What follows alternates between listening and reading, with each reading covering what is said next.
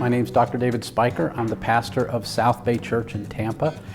And we were thrust into prevailing prayer without any ability to choose otherwise. I found myself a pastor of a church that went from 400 people to 150 people in a matter of 3 weeks.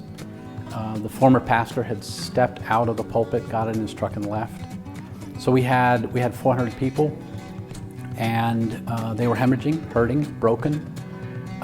They didn't have a vision as to where they were going to go.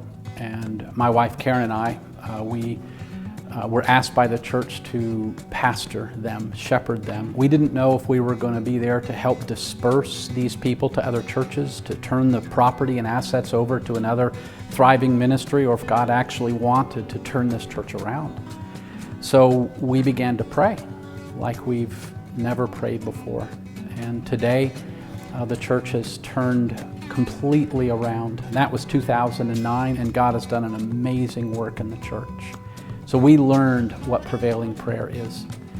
Today, some of the places where we see prayer the most is within the congregation. We have times to meet every single day at South Bay Church where people can engage and pray. On Sunday mornings, we have a 6:30 prayer time where we have 20 to 30 men and women that come out and pray for the services of the day. And we have another group that comes in at 7:30 and they pray as well. And we really believe that the premier ministry at South Bay Church, with all of the different responsibilities, with all of the staff, the premier ministry of the church is prayer. We set aside time during the week for the staff to pray. On Tuesday mornings, the staff will gather and we will pray. And we'll pray for an hour and a half, and then we do that again on Thursdays. We ask the congregation to give us their prayer requests. And we typically have between 2 and 4 pages, line by line items of people who have, you name it. We have individuals who are struggling with cancer. We have people who have lost children, lost relatives, need jobs. And the staff of the church, it's the premier ministry of South Bay Church. We pray for these people by name. We get to know who they are by the needs that they have. And it's been a blessing to see. Not too long ago, we started a little campaign where I asked individuals in the church who needed jobs, would you come forward, put your name on a 3x5 card, and we have 2 crosses in the sanctuary, one on either side of the stage. And I asked them to go up and hang their 3x5 card with their name by faith on that cross.